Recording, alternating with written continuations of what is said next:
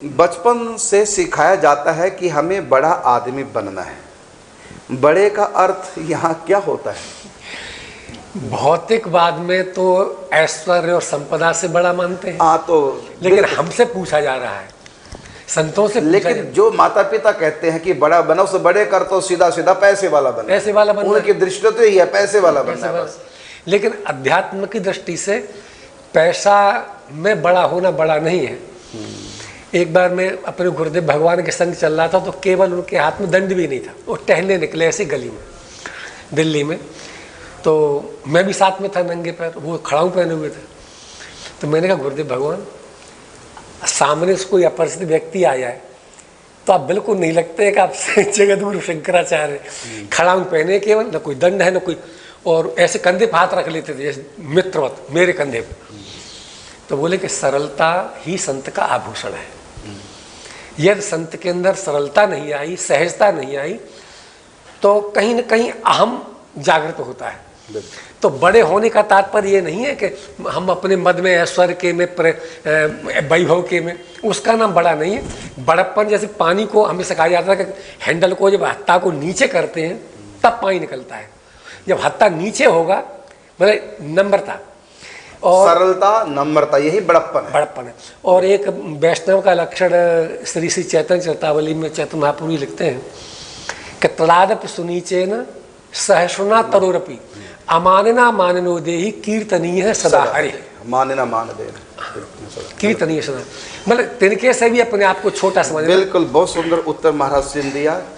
व्यक्ति सरल रहे, विनम्र रहे, यही बड़प्पन है। मानव का बड़प्पन यही है, सरल रहे। और देखो केले में कितना केले लगते हैं, इतना वजन, इतना भार स्वयं केले में नहीं है जितना भार उसके फलों में है।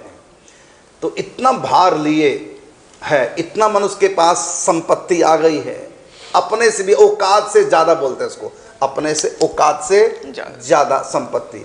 तो होता क्या, केला झुक जाता है ना। इसलिए बड़ा दिन में केले की पूजा होती है। बड़ा दिन बृहस्पतिवार को बोलते हैं। बड़ा का मतलब गुरु, गुरु का मतलब बड़ा भी होता है हिंदी संस्कृत में। और यहाँ बृहस्पति जी के व्रत में तो बड़ा कौन है, जो जितना ज्यादा झुकेगा। तो केला ही एक ऐसा फल है, यदि उसके नीचे डंडा ना लगाया जाए, सारा ना लगाया जाए, वो तो बिल्कुल धरती को छू जाता है। एक संत का दोहा है, पता नहीं किन का है, वृक्ष कबहु नहीं फल भके, नदी न संचय नीर, परमार्थ के कारण साधुर धरा शरीर। बिल्कुल, संतन भरे शरीर, बिल्कुल। अच्छा, इस विषय बड़े पे थोड़ा सा मेरा भी कुछ विचार है। इसका प्रमाण गीता में मिलता है। जैसा कि बोला बड़ा होना, बच्चे को हम संस्कार देते हैं भाई बड़े बनो, ऊंचे उठो, तो इसको हम 3 धरातल पे हम ले सकते हैं। इसी चीज को वो ले सकते हैं, लौकिक, अलौकिक और पारलौकिक। तीनों धरातल पे हम बच्चों को संस्कार देना चाहिए। तीनों धरातल पे तुम ऊंचे उठो, क्योंकि गीता में ठाकुर जी इसका उदाहरण देते हुए कह रहे हैं, न स सिद्धिम अवापनोति, न सुखम न पराम गति। यहाँ 3 बातें ठाकुर जी ने कही है।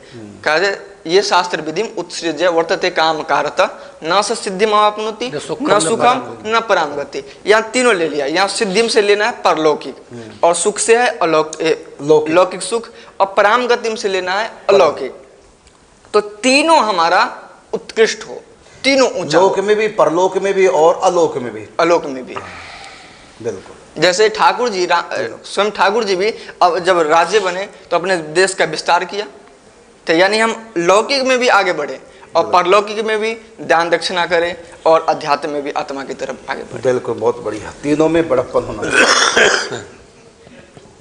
नवमी भक्ति में भगवान राम मातेश्वरी भीलनी से कहते हैं कि नवम सरल सब सन छल ही, है ना, सब सन छल ही ना, मम भरोसा रस लेना। क्या बात। तो सबसे ऊंची बात सरलता हो, विनम्रता हो, दीनता हो। और सबसे बड़ा कौन है? परमात्मा। उस बड़े को जो सब जगह देखे वो सब, वही बड़ा है। बड़ा कौन है? परमात्मा। उससे बड़ा कोई नहीं।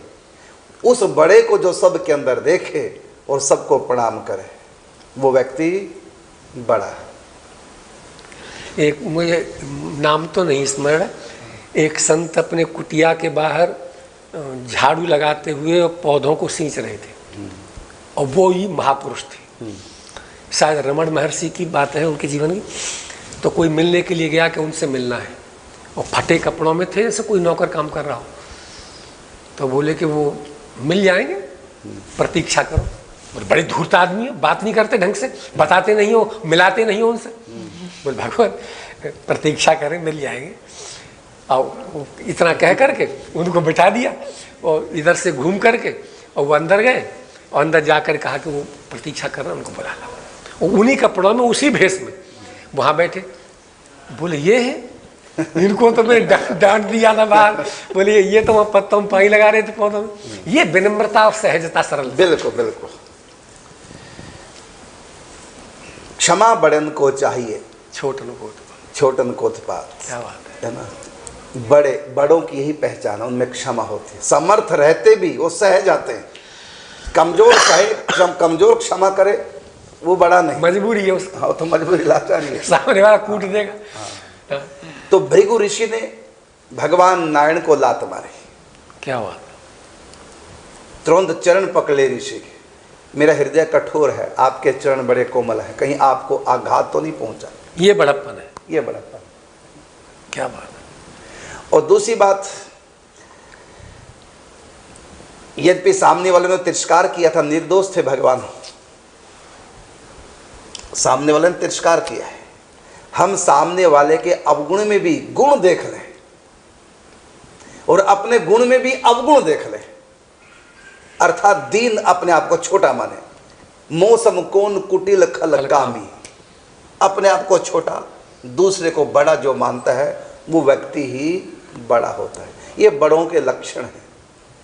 बाकी जो प्रश्न किया गया इसका तो सिंपल सा उत्तर यही है कि आजकल के माता पिता अधिकतर बच्चों कहते हैं बड़ा बनना बड़ा बनना, उसका सीधा सीधा मतलब मान सम्मान में, पद प्रतिष्ठा में, धन संपत्ति में, बेटा बड़ा बनना, पढ़ लिख ले, अच्छा बनना। ये तो लोगों की भाषा। माता पिता केवल लौकिक चिंता करते हैं बच्चे की, पारलौकिक अलौकिक चिंता उनको नहीं है। उनका उद्धार हो ना हो उनको क्या मतलब है। बस यहाँ महाराज जी, मैं एक संस्मरण सुनाऊं। जब मैं हाई स्कूल का विद्यार्थी था, हम लोग साइकिल से पढ़ने जाया करते 12-14 किलोमीटर दूर, और उस समय 10 पैसे भी जेब में नहीं हुआ करते थे कि साइकिल पंचर हो जाए तो कहीं जुड़वा लें। तो एक नहर की पट्टी से गुजरते थे। मैं साइंस का विद्यार्थी था। तो एक बार मुझे स्मरण है, क्या जीवन रहा होगा, साइकिल खड़ी करके थैला टंगा हुआ था, उस पर झुरमुर थे मूंज के।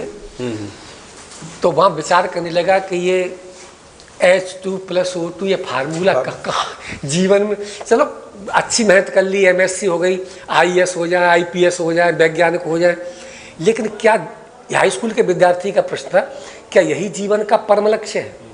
क्या इसके आगे भी कुछ आपके मन में उस समय आया था? उस समय ये मन में कि क्या यही तक सीमित है जीवन, या इसके आगे भी कुछ है? तो सुनते हैं गांवों में सत्संग होता है, सब लोग कहते हैं कि भगवान अंतिम है, उनकी प्राप्ति अंतिम है। तो ये अंतिम नहीं है तो फिर ये पढ़ाई किस मतलब की?